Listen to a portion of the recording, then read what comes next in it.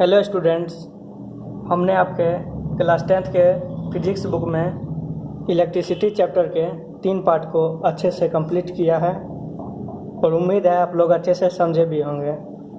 लेकिन आप में से किसी ने भी एक भी पार्ट का होमवर्क करके नहीं ग्रुप में भेजा है, ज्ञान भारती के व्हाट्सएप ग्रुप में नहीं भेजा है, तो आप पहले कृपया करके होमवर्क कंप्लीट कर ले, ग्रुप में ज्ञान भारती के व्हाट्सएप ग्रुप में भेज दें अपने क्लास के ग्रुप में, और फिर चौथे पार्ट का वीडियो देखें और फिर चौथे पार्ट का भी क्वेश्चन आंसर अच्छे से करें। तो आपका चौथा पार्ट में शुरू होता है। पहला टॉपिक है factors affecting resistance of the conductor.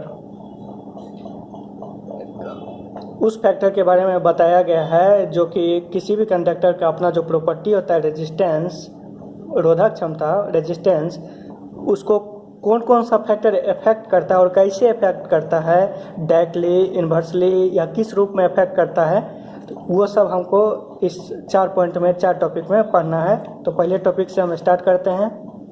Effect of length of the conductor. It has been found by experiment that the resistance of a conductor is directly proportional to its length. That is, R is directly proportional to L. L, where R stands for resistance, and L stands for length of the conductor.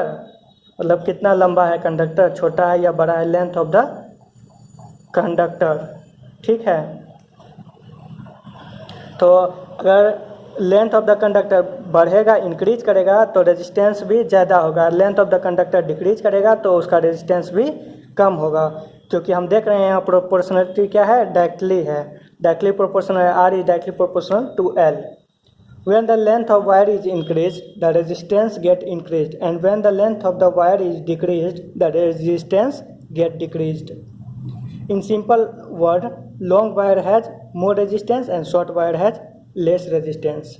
यहाँ पे हमने एक छोटा सा diagram बनाया है, 2 conductor को draw किया है। एक कंडक्टर A है जो कि 5 मीटर का है, दूसरा कंडक्टर B है जो कि 3 मीटर का है। तो हमने एक छोटा सा क्वेश्चन लिखा है, क्या है, विच ऑफ द कंडक्टर है more resistance and why, conductor A और कंडक्टर B। इसको आप खुद में आंसर दीजिए, और वाई, क्यों कंडक्टर A में रेजिस्टेंस ज़्यादा होगा या कंडक्टर B में रेजिस्टेंस क्यों ज़्यादा होगा, इसका रीज़न भी आप खुद से दीजिएगा। दूसरा फैक्टर क्या है जो कि रेजिस्टेंस ऑफ ए कंडक्टर को इफेक्ट करेगा, तो वो है effect of area of cross section. Effect of area of cross section of the conductor. It has been found by experiment that the resistance of a conductor is inversely proportional to its area of cross section. Means inversely proportional है, means अगर area बढ़ता है, area increase करता है तो resistance decrease करेगा, area increase करता है तो रेजिस्टेंस डिक्रीज करता है, और इफ एरिया डिक्रीज करता है तो रेजिस्टेंस इंक्रीज करेगा। तो आप इसको शॉर्ट में समझें। When the area of cross section of a wire is doubled, its resistance get halved. जब क्रॉस सेक्शन डबल किया जाएगा तो उसका रेजिस्टेंस आधा हो जाएगा, और when the area of cross section of a wire is halved, its resistance get double. मतलब जब ये क्रॉस सेक्शन आधा किया जाएगा तो उसका रेजिस्टेंस डबल हो जाएगा। इन्वर्सली प्रोपोर्शनल है, R is inversely proportional to cross section of area of conductor. Means thin wire has more resistance, thick wire has less resistance. आप देख रहे हैं कंडक्टर A थिकर है कंडक्टर B के comparison में, तो आप बताइए इन दोनों में किस में रेजिस्टेंस ज़्यादा होगा, कंडक्टर A और कंडक्टर B में, तो क्यों होगा वो उसका आंसर भी आप खुद दे दीजिए। तीसरा फैक्टर जो इफेक्ट करेगा रेजिस्टेंस, किसी भी कंडक्टर के रेजिस्टेंस को, effect of the nature of material of the conductor. Means nature of material, conductor कैसे बना है, उसका नेचर क्या है। The electrical resistance of a conductor depends on the nature of material of which it is made. अब देखिए एक example के तौर पे हम ले लेते हैं, जैसे आपको एक हम कॉपर दे रहे हैं और एक मटेरियल दे रहे हैं। एक सब्सटेंस आपको कॉपर दिए और एक नाइक्रोम दिए। आप जानते हैं कि कॉपर एक मेटल है और नाइक्रोम एक एलॉय है। तो नाइक्रोम एलॉय को हम बनाते हैं रेजिस्टिव पर्पस के लिए, ज़्यादा रेजिस्टेंस रखने के लिए उसको बनाते हैं। तो आप देख रहे हैं मटेरियल अगर दोनों, नाइक्रोम भी एलॉय 3 मीटर का है और कॉपर एलॉय भी 3 मीटर का है, तो आप देखिएगा कॉपर में रेजिस्टेंस बहुत कम होगा और नाइक्रोम में बहुत ही ज़्यादा होगा। तो आप देख रहे हैं जो किस नेचर का मटेरियल है, किस चीज़ से वो बना है, उस पर डिपेंड कर रहा है। यहाँ पे नेचर ऑफ मटेरियल पे डिपेंड कर रहा है, ना कि उसका लेंथ पे, ना कि उसके थिकनेस पे। तो आप समझ गए होंगे नेचर ऑफ मटेरियल पे डिपेंड करता है कोई भी कंडक्टर का रेजिस्टेंस। तो अब नाइक्रोम हैव देखिए नाइक्रोम कितना होता है कॉपर के comparison. Nichrome have 60 times more resistance than copper metal. Means copper में जितना रेजिस्टेंस होगा उसका 60 टाइम्स मोर उसमें नाइक्रोम में रेजिस्टेंस होता है। चौथा और लास्ट है फैक्टर जो कि अफेक्ट करता है रेजिस्टेंस ऑफ ए कंडक्टर। वो क्या है? Effect of temperature. Means the resistance of all pure metal increase on raising the temperature and decrease on lowering the temperature। Means temperature अगर बढ़ता है तो कोई भी कंडक्टर का रेजिस्टेंस बढ़ जाएगा, और अगर टेम्परेचर घटता है तो कोई भी कंडक्टर का रेजिस्टेंस घट जाएगा। तो आप इस चारों फैक्टर को समझ चुके होंगे।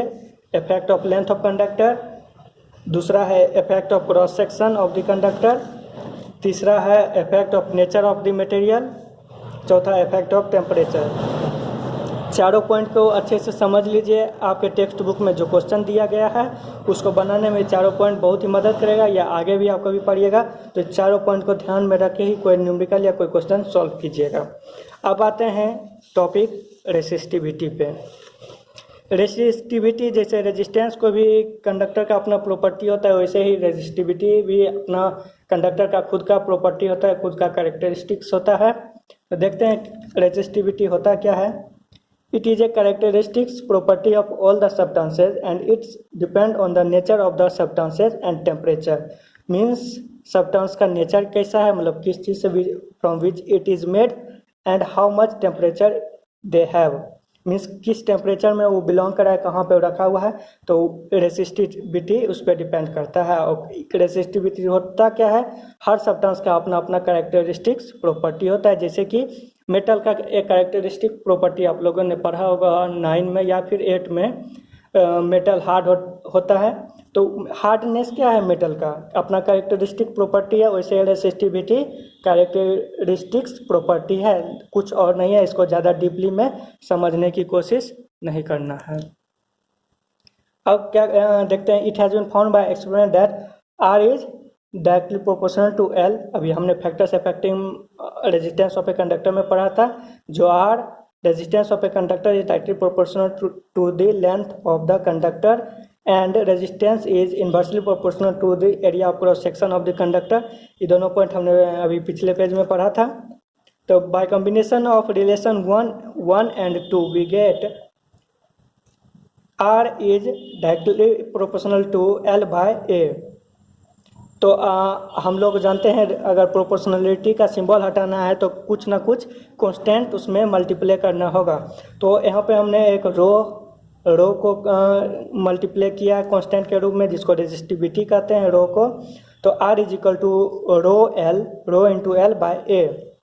तो रो को हम इस साइड ले आते हैं लेफ्ट साइड में, तो क्या हो जाता है R इंटू ए ऊपर चलाएगा, L यहाँ नीचे चलाएगा। R into a by l means resistance into area of cross section of the conductor by length of the conductor आ जाएगा। तो ये रेसिस्टिविटी का ये फार्मूला हो गया।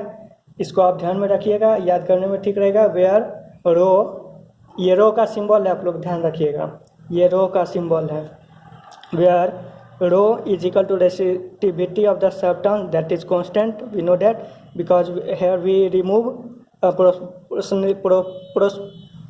proportionality symbol with a constant that is rho. Now R is equal to resistance of the conductor, A is equal to area of cross section of conductor, and L stands for length of the conductor. The resistivity of a substance is numerically equal to the resistance of a rod of that substance which is 1 meter long and 1 square meter in cross section. Means resistivity कोई भी substance का resistance के बराबर तब होगा जब उस substance 1 metre long और 1 स्क्वायर मीटर उसका क्रॉस सेक्शन एरिया होगा। आप फार्मूला पे रख के देख लीजिए। अगर हमको लेंथ ऑफ द कंडक्टर दिया हुआ है, एरिया ऑफ क्रॉस सेक्शन दिया हुआ है जो कि 1 यूनिट का है, तो हम यहाँ पे रख के देख लेते हैं जो होता क्या है। तो length 1, area of cross section 1। अगर रखते हैं तो रो का क्या होता है, rho is equal to r into 1/1। 1 remove गया है तो देख रहे हैं कि rho is equal to r हो रहा है, rho is equal to r हो रहा है। तो यही वो पॉइंट कहना चाह रहा था, resistivity of substance numerically equal to the resistance. Condition क्या है, लेंथ 1 यूनिट का होना चाहिए और एरिया ऑफ क्रॉस सेक्शन भी 1 यूनिट का होना चाहिए। हम जानते हैं रो का फॉर्मूला क्या होता है, rho is equal to r into a/l। तो अब इसका हमको रो का ऐसा यूनिट क्या होगा वो मालूम करना है, तो हमको रेजिस्टेंस का ऐसा यूनिट मालूम है, एरिया ऑफ क्रॉस सेक्शन का ऐसा यूनिट मालूम है और लेंथ ऑफ द कंडक्टर का ऐसा यूनिट है। हम अगर इस सब का ऐसा यूनिट पुट करके देखते हैं तो हमको रो का ऐसा यूनिट पता चल जाएगा। तो रेजिस्टेंस का ऐसा यूनिट ओम होता है, एरिया ऑफ क्रॉस सेक्शन का मीटर स्क्वायर और लेंथ का मीटर। तो मीटर स्क्वायर से कटेगा तो मीटर पर सिर्फ बच जाएगा, तो यहाँ बच क्या गया है, रो का ओम मीटर। तो ओम मीटर ही रेजिस्टिविटी का ऐसा यूनिट है, हेंस वी से दैट ऐसा unit of resistivity is ohm metre. आज के लिए बस इतना ही। अब चौथे पार्ट आपका आज कंप्लीट हो चुका है, चौथे पार्ट का भी आप क्वेश्चन आंसर कीजिएगा। Thank you.